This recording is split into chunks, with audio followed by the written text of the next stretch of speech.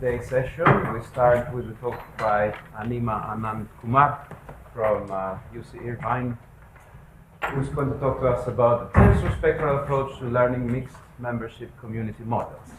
Thank you, Takis, and it's a pleasure to be back here. I was here, I think, more than 3 years ago when the first, the workshops took off, and it's a pleasure to be back here.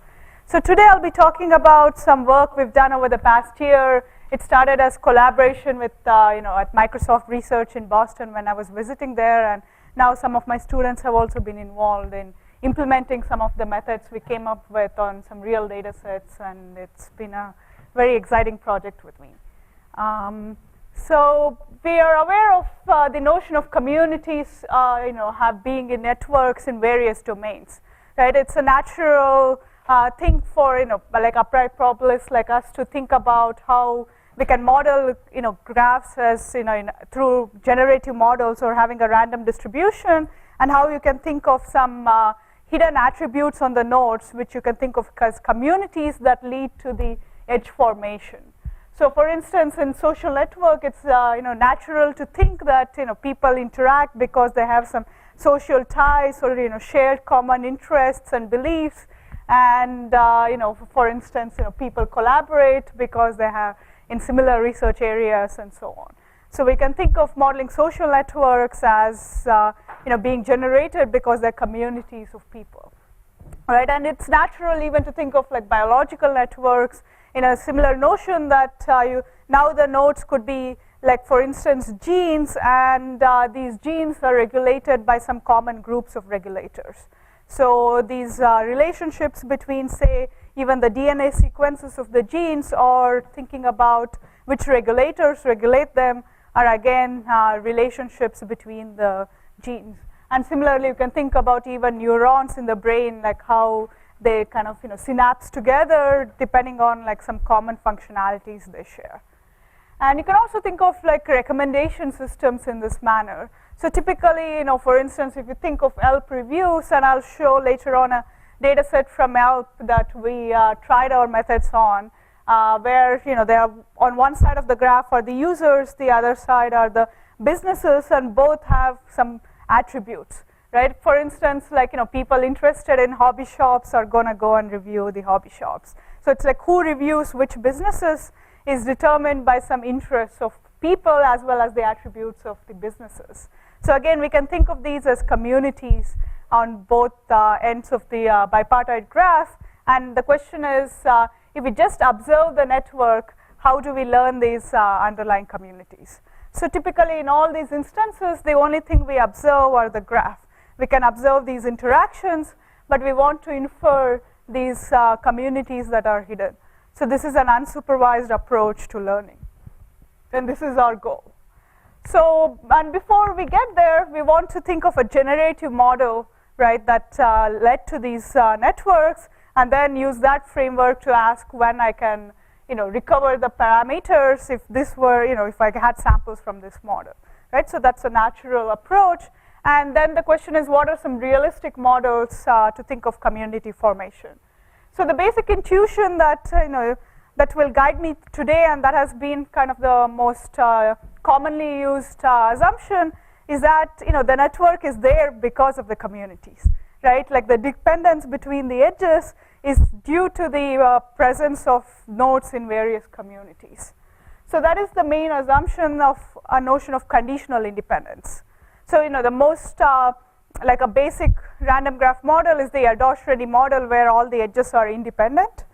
I mean, this is too restrictive, and what we want to go beyond is to think that there are some hidden communities of nodes, but once I condition on those communities, the edges are conditionally independent.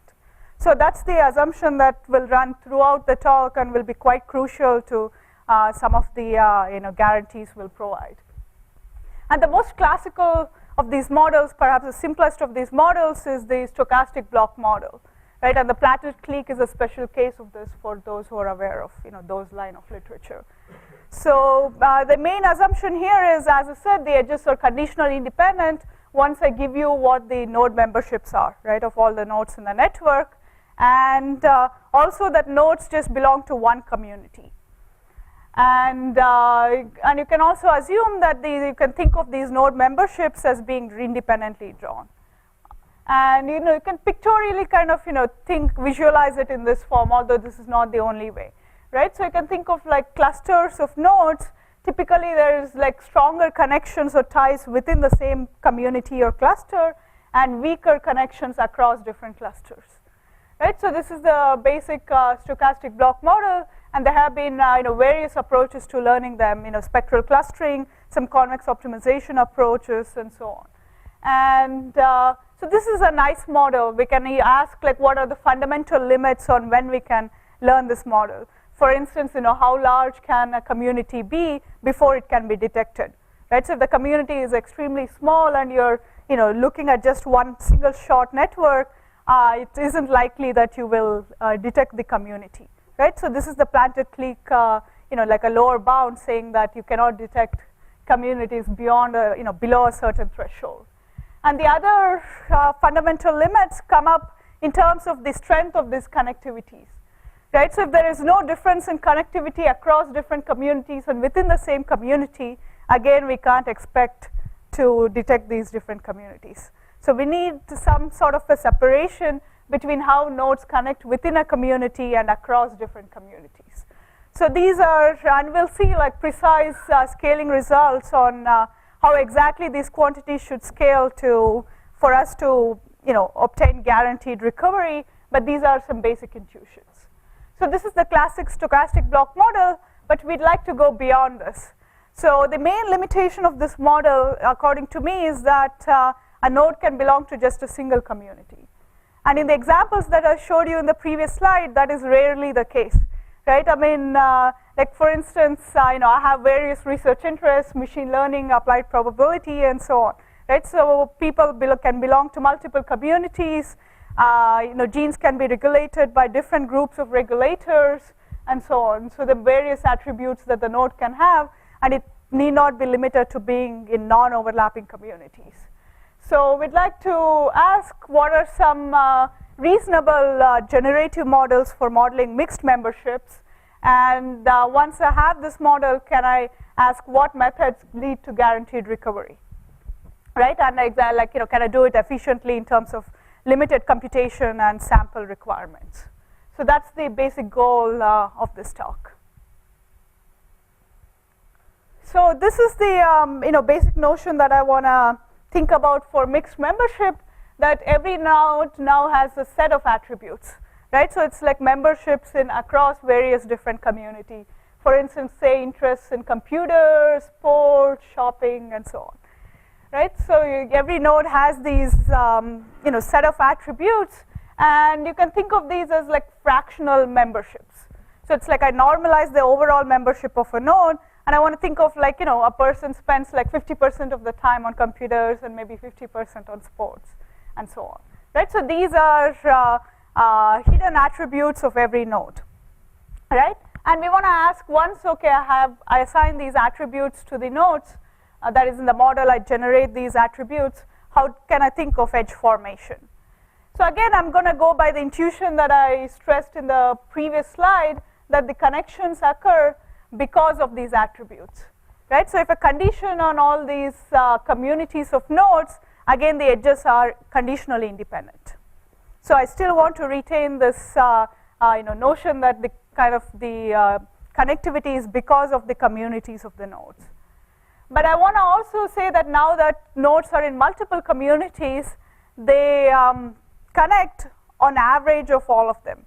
For instance, say these two nodes, if they were only in sports, say this football, you would have some probability of connection, right? And say if this node was exclusively in having interest in computers and sports, there would be some other probability of connection, right? So there are some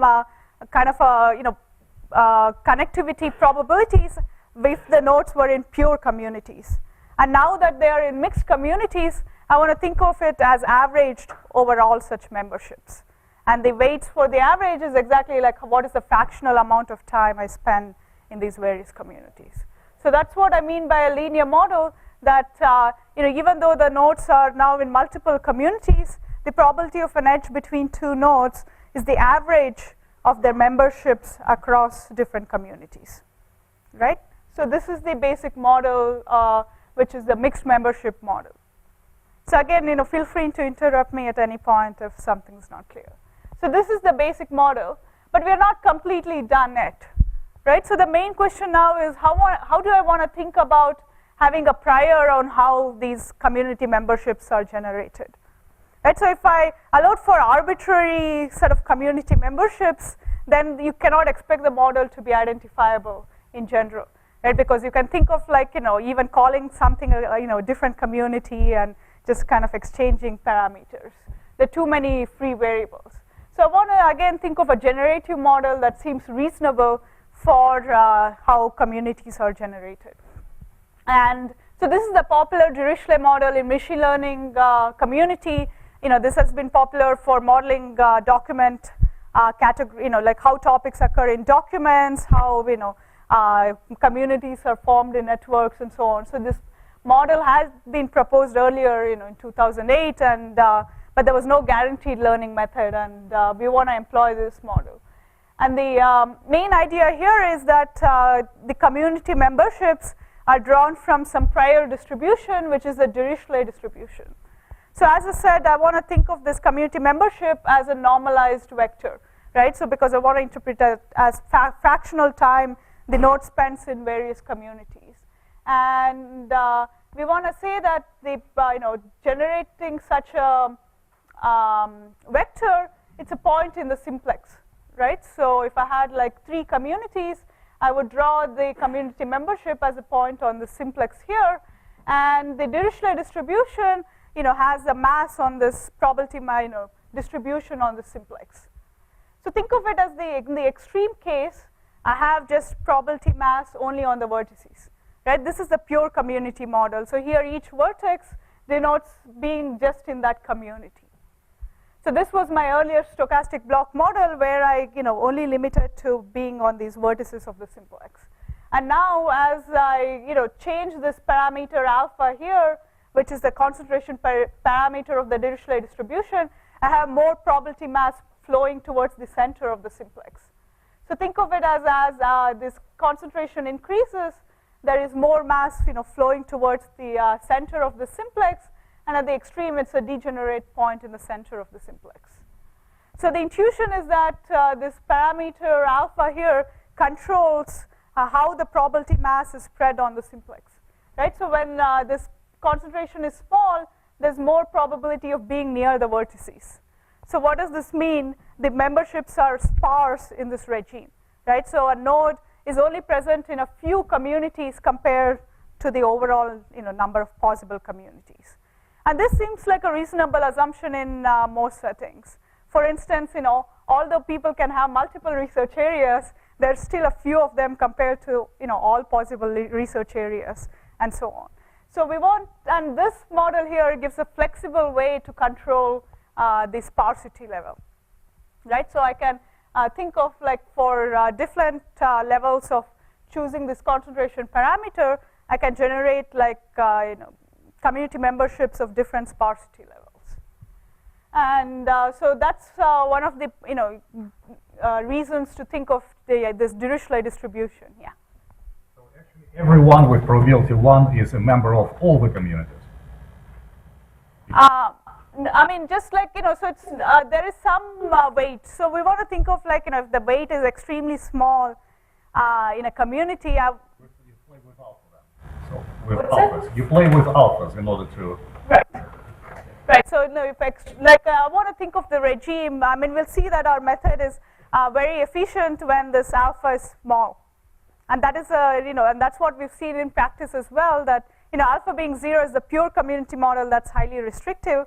But then in practice, alpha is not too large, right? So it's still a sparse regime is the one that better fits the data.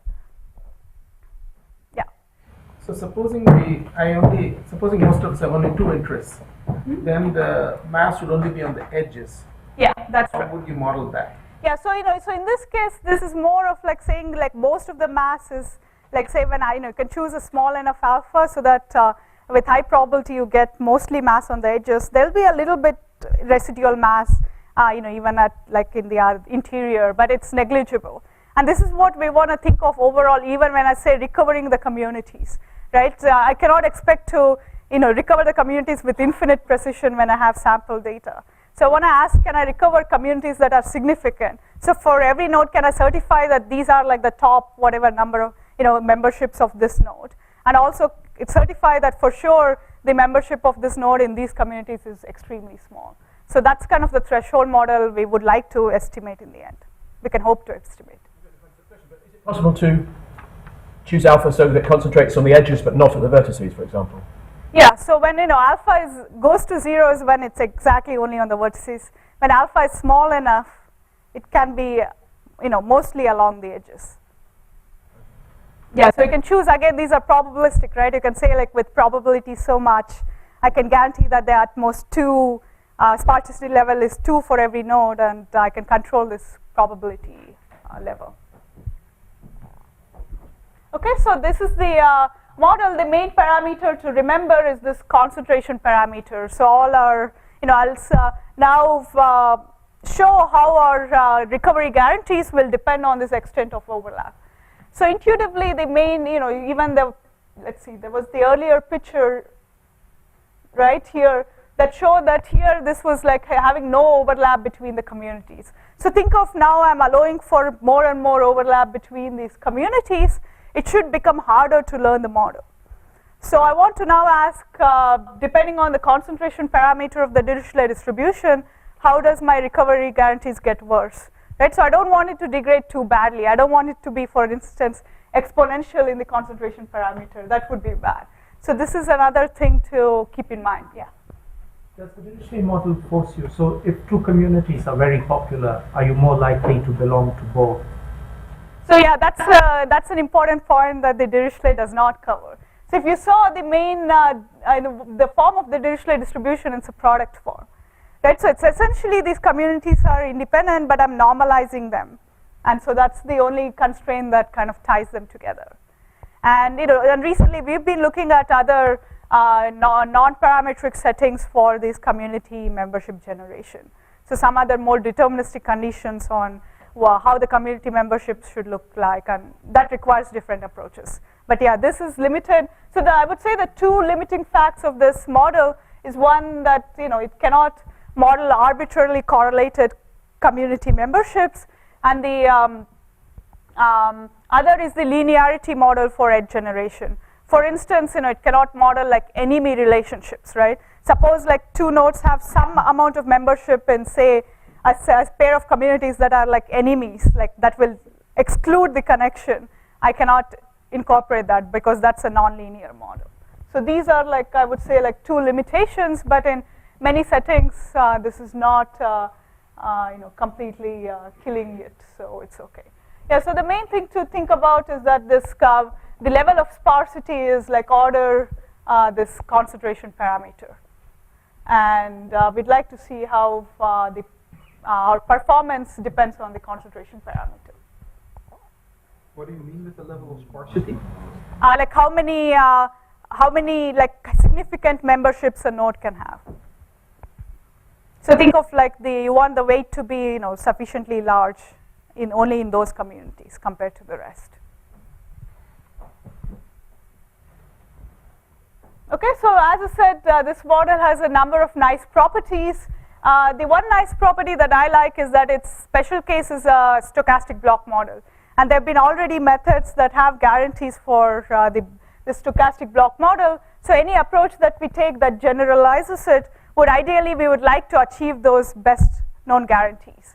And so that's a nice thing to have. So as I said, the primary challenges are first, with any learning problem, we first start with identifiability, right? Asking when we can even hope to recover these communities, even if I had perfect data.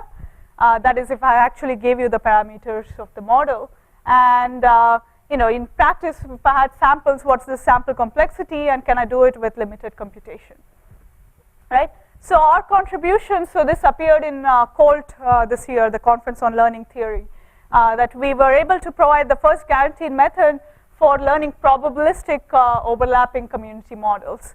And we showed that some very simple subgraph count structure was able to recover this. So the idea is I want to think of this as a method of moments. So this is very popular, this is classical, right? So you have like moments from a distribution, and then you want to recover the parameters of the distribution. Only that now, because we are looking at this graph structure, there is, like kind of a more combinatorial structure on the moments, right? I can think of different possible subgraphs that leads to the moments, and I want to ask what are some simple tractable subgraphs that can, help me recover the communities. And we'll see this structure 3 stars. So this is like a star with 3 leaves as being essentially sufficient for recovering the communities. And we also have some efficient sample and computational bounds. Yeah, so I'll just, I gave a version of this talk in Banff. I think there were only a few from here that were present. I talked a lot more in detail about the sample bounds, but today I want to talk about the algorithmic approach. So I'll briefly just state like what sample requirements we have, and then move over to the algorithm. So most of the time I want to spend in the algorithm. So these are the sample requirements. So think of the case where the number of communities is k, n is the number of nodes. For now, think of like all the communities as being uniform, that is of the same size, right? Size n by k. We have more general results in the version, but this is the easiest one to describe. And as I said, this Dirichlet concentration parameter alpha naught is the overall level of sparsity of communities. And P and Q are the probability of connectivity within the community and across communities, right? So P is the probability of being connected. If 2 nodes were purely in the same community, this would be the probability. And if they were purely in 2 different communities, Q would be the probability, right? So this is again, the popular homogeneous model. We can again extend this to having general connectivity probabilities across different communities. And these are the sample requirements. So the first one says that like the number of nodes in the network should scale at least as square of the number of communities and square of this sparsity level alpha naught. So first think of just the case when alpha naught is 0, right? So in both these cases, think of this alpha naught being 0. That is back to the stochastic block model or the pure community model. So there it's saying like the number of nodes should be like square of the number of communities. So if you are aware of the planted clique problem, if think of the size of the clique here, it's n by k, right? So it's saying like the size of the clique should be at least square root n, and this is the lower bound on what you can detect in a computationally efficient manner. So we are achieving this bound up to like this polylog factor. So everywhere I've hidden the polylog factors here. So we are tight in the case of the stochastic block model. So that is in terms of the number of samples or the number of nodes in the network. The other tightness result is in terms of this separation. So think of this as a normalized separation because P minus Q is the difference in probability of connection across, between being in the same community versus being across 2 different communities. And the square root P is like the standard deviation of the Bernoulli random variable, right? So this normalized separation should be again in the stochastic block model case, it's just like k by square root n. So the planted clique model, the square root n is because the Erdős-Rényi, it comes from the Erdős-Rényi nature of the graph itself. Right? I mean, it need not even be a generative model, right? So you can have. So essentially, right, so you have like, you can think of the noise as being due to your Erdős-Rényi graph, or you could even think of like the Gaussian model, like the sparse PCA problem. So the noise can be in various forms. I thought that for the Erdős-Rényi graph, a clique of size square root n has just about the right level of improbability. Right, so like between distinguishing, like, otherwise you would find cliques, right. Right, so that's the question. Is this thing assuming Erdős-Rényi, or is it true just for an arbitrary type of? So that's essentially what you're asking is there's a clique and there's some background noise, right? So Erdős-Rényi is one way to model the background noise. You could think of like, for instance, Gaussian noise, and there have been other frameworks, but mostly independent noise. This kind of goes back to like random matrix theory, right? What happens to like the eigenvalues and eigenvectors of the noise model. So there have been I think a fairly now generalized noise model that can go beyond just assume, because like that assumes only like Bernoulli noise, and you can assume more general noise models. So it's mostly having to do with from the random matrix theory, I should have like enough signal when I have the clique versus not having the clique, right? You can think of it as the hypothesis testing problem. Yeah, but this is definitely that that is a special case, like the Erdős-Renyi being the background noise, where typically it's the dense model for the planted clique, right? P and Q are like constants, right? Like probability half essentially. P is like 1 and Q is like probability half. That's the background noise. And then in that case, you can see like K by square root n in that case would be like order 1, and this is what we have here. So that special case is achieved here. Yeah, so what we have is that this is also, this separation requirement is also tight for the stochastic block model. So this is the, in fact, there have been, again, statistical lower bounds arguing that you cannot do better than this. So we are tight for in terms of both scaling of the number of nodes as well as this separation between these connectivities for the stochastic block model. And now that you see as, now I can allow for also overlap between the communities, there's a very graceful degradation of performance. So essentially I have like quadratic dependence on the level of sparsity in community memberships, right? This is the extent of overlap. And also just like a linear dependence here on alpha naught. So we are also efficient in terms of how much overlap we can allow between different communities.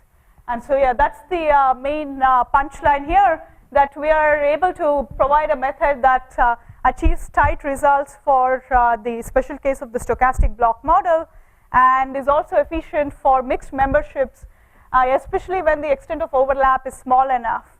For instance, if like I have constant number of memberships for every node, right? So alpha naught is a constant, then it's like the same scaling bounds as the stochastic block model. So this is, I would say, the main result of the paper. So, and yeah, these are, and so again, as I said before, here like the notion of recovery is somewhat different, right? In the usual pure community model, it's the question of whether for every node I make an error in saying what the community is, right? Whether I got the right community or not. Here it's somewhat different because they're also weights, and I cannot get this with infinite precision.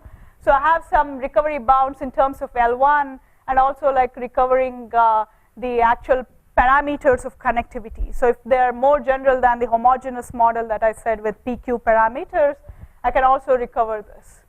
And finally, if I, after recovery, if I essentially threshold, like I do some post-processing and threshold these weights. So I zero out all the small weights and, just look at the support of the large weights, I can guarantee that my recovery is correct. So essentially, there may be like some intermediate values where I may be mistaken, but for large enough values of community memberships, I can, with high probability, I can guarantee that for all the nodes, I recover them correctly. And now similarly, for all the nodes, I can also guarantee that if the membership is small enough, I can recover that, these nodes, like I can certify that these nodes do not belong to those communities. And so that's another, kind of a support recovery guarantee, which is analogous to the, community membership recovery in the block model. Right, so this is our guarantee. So essentially, I can say that if a node J had some membership in community I that was large enough, my estimate S hat of the support is 1. Right, and similarly, if this membership was small enough, my estimate is 0. So I can recover this with 0 error. So with high probability, essentially I can guarantee this at all the nodes. Yeah, so I haven't come to the algorithmic approach. So these are the guarantees that we can provide, and the rest of the time now I'll spend on telling you how exactly to do this. Would any other method of estimation, would it change things? Or? Yeah, definitely. So all these guarantees are only for this method. And as I said before, for the block model, these tight guarantees are also been studied by convex relaxation methods. Sujay Sangvi and his collaborators have done that. Spectral clustering is somewhat weaker, like the separation requirements are stronger for that. So there have been other methods, but not for the mixed membership model. So that's the new thing. So is this for sparse models or for dense models? I mean, So it's efficient for sparse models. So as you can see, they are, the requirements grow as I increase the density of these community memberships. So it's more efficient in the sparse case, and even on real data sets, it's like having a sparse parameter for alpha naught is the more realistic model as well. I was thinking about sparse in terms of the number of edges in the graph. Yes. So that's what this is. This is the best you can do in terms of sparsity. So you cannot have sparsity lower than this. How does the number of edges in the graph grow? So essentially, P is the probability of an intra-edge, right, and Q is the probability of an inter-edge. So the number of edges is n times P plus Q on average. So so these are the guarantees of the model. I won't go into the details of how we obtain this. There's some Bernstein bounds and matrix perturbation bounds.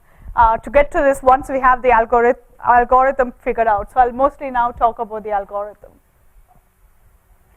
So our approach, as I said, is the method of moments. Right? So as I said, in the case of the graph, we want to select some nice subgraphs and then think of if I assume that I had the exact moments, I would have a set of polynomial equations relating, in general need not be even polynomial, but in this case it turns out, relating the parameters to the observed moments. And I want to essentially invert these equations, right, and recover the parameters.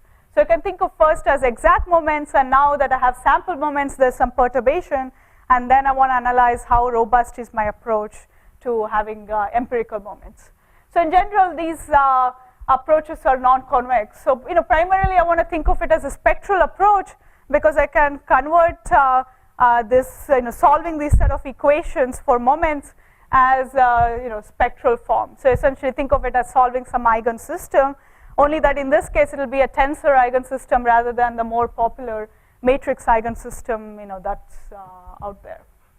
And as I said, the main idea is to think of a subgraph, and I'll think of these star subgraph counts and use that for my estimation.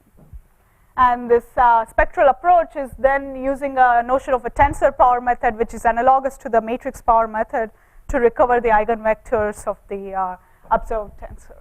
So these are the details that I want to spend time in the remaining. So I won't go into the related work. There have been various approaches, even some non-probabilistic approaches for overlapping community models, but very different from ours, and also much worse in terms of the amount of overlap they can allow.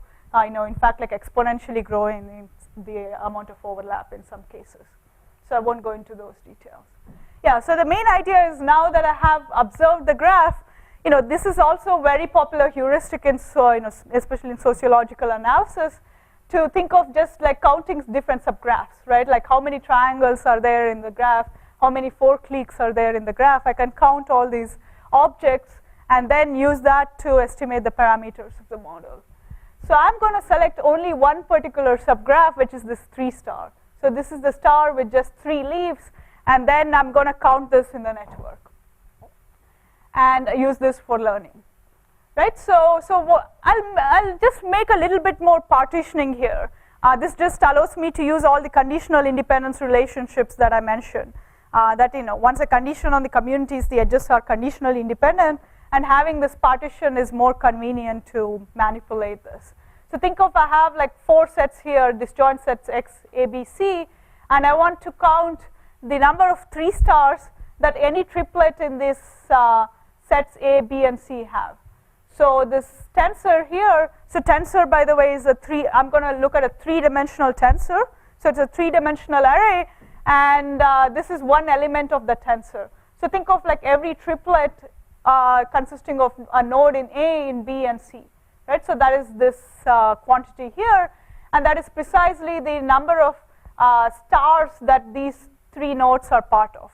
So these should be the leaves in the star, and the head of this is in the set X.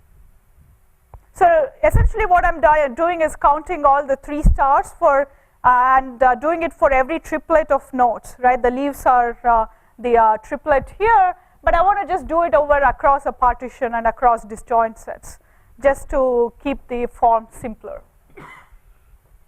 So is this clear? This is my main object here. that I want to ask for every triplet, how many 3 stars is it part of, where the head is like outside the set. Okay, and so this is an element here. This is just saying I want all these 3 edges to be present, right? So G is my adjacency matrix, and GXA is like 1 if it is on, and similarly here.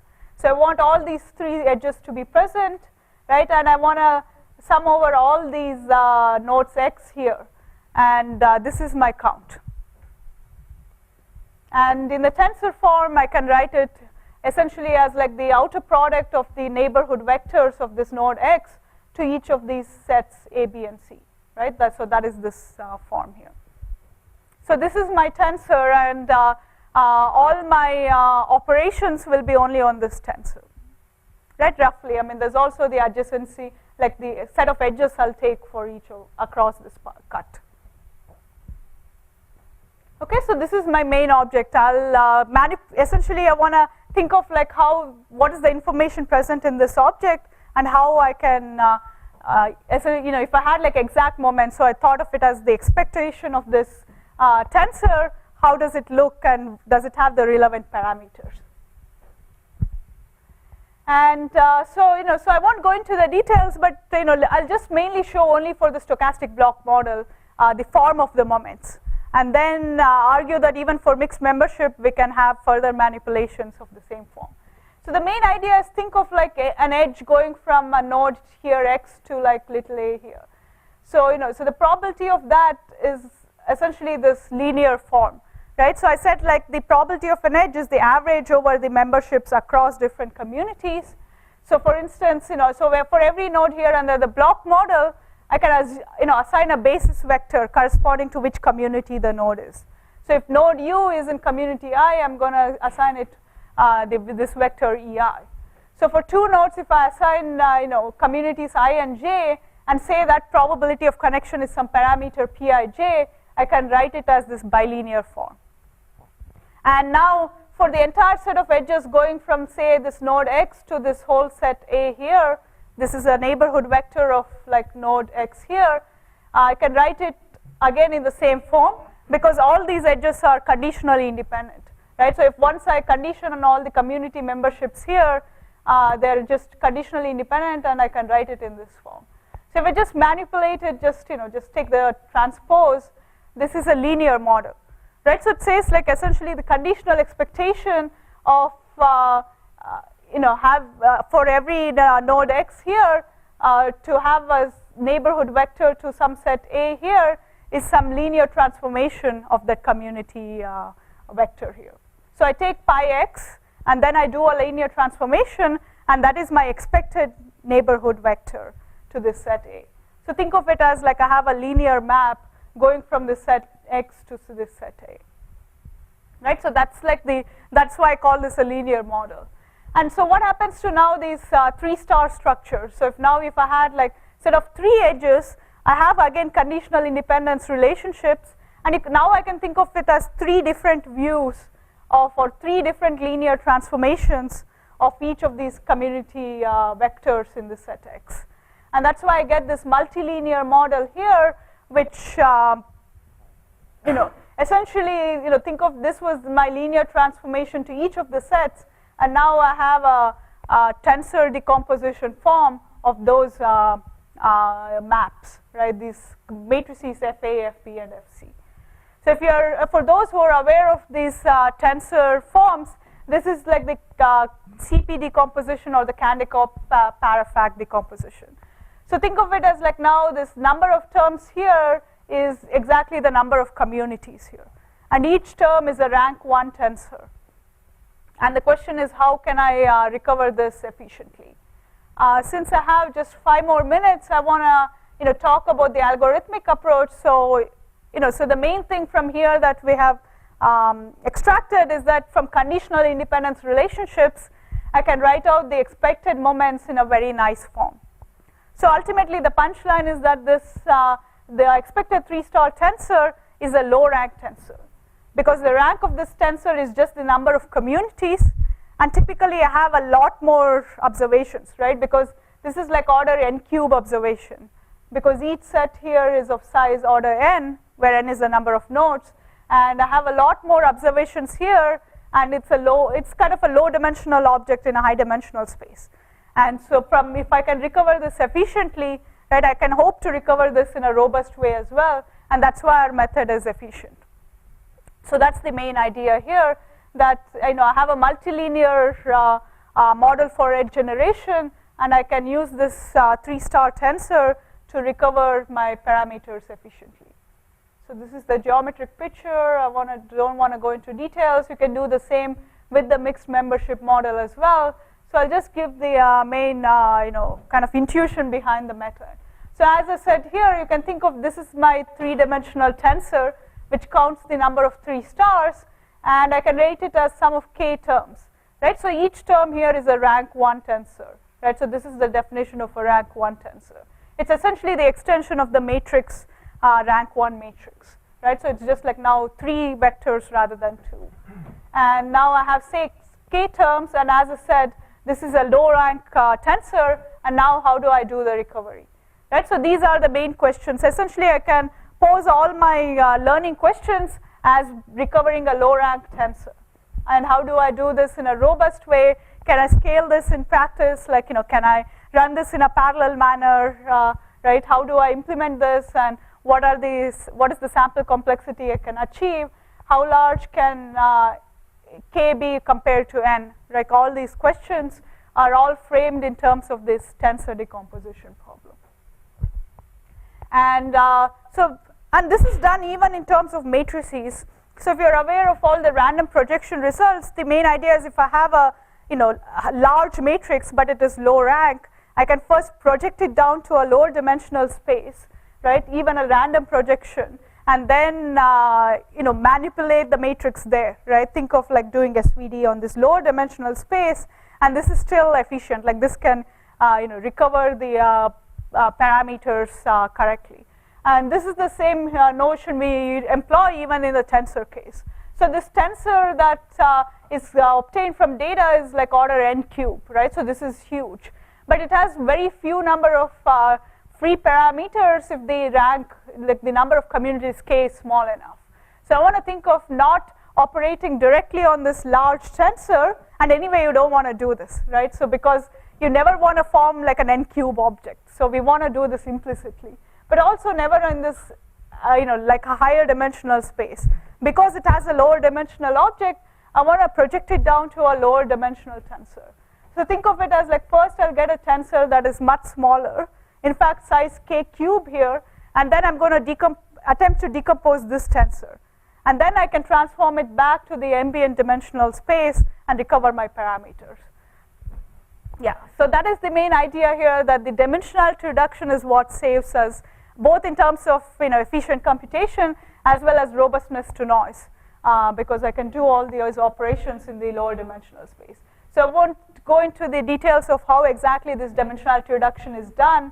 That has some details, and the tensor decomposition is finally done through eigenvalue decomposition, and the notion of like tensor eigenvectors is similar to the matrix case, but it's a nonlinear operation. So I won't go into those. Just to summarize, I want to say that we use these counts of like 3 stars in the graph for detecting the communities, and there's some dimensionality reduction operations through SVD, and the tensor method is then run on this lower dimensional tensor, and we can even do it as a stochastic update in a very fast way, and then some post-processing. So very quickly I'll show you some results, recent results we have from the GPU implementation.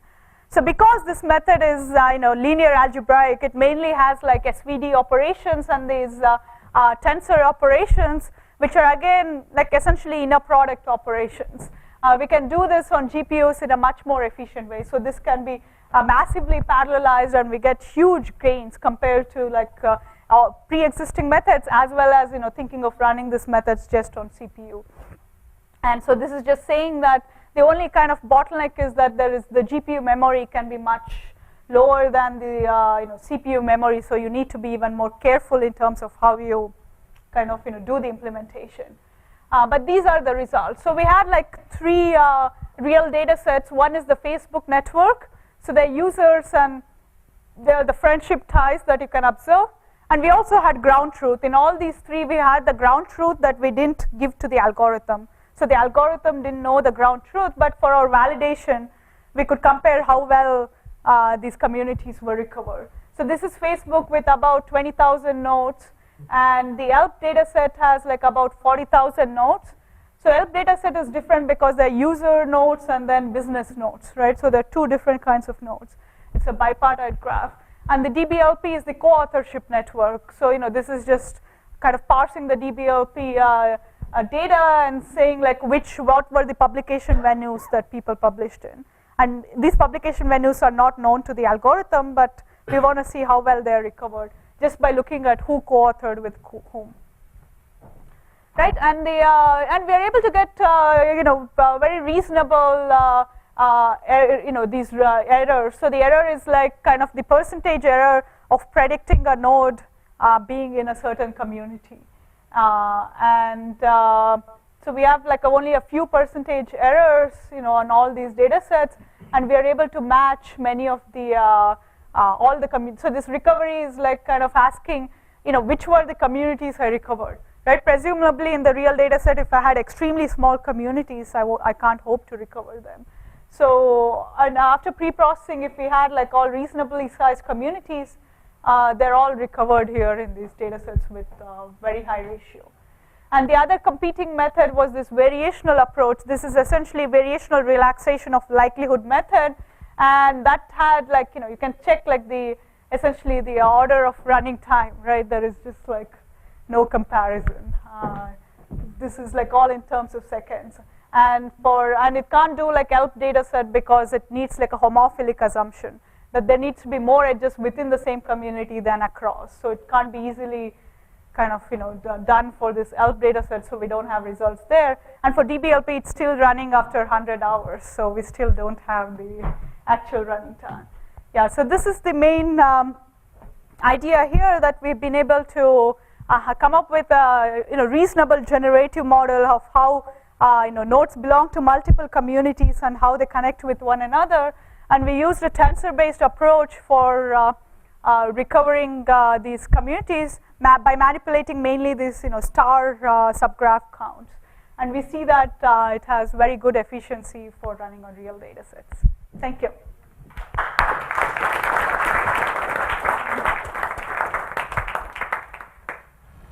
We asked several questions during the talk, but are there any short questions left? Yes, please.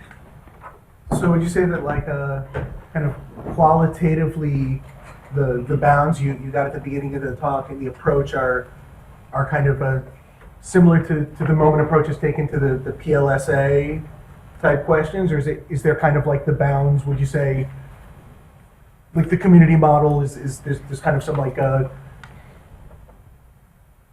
radically kind of like in other words, like I said, at a very high level, qualitatively, how does the approach you take to this problem kind of differ from some of the approaches taken using moment techniques for the kind of Hoffman PLSA type?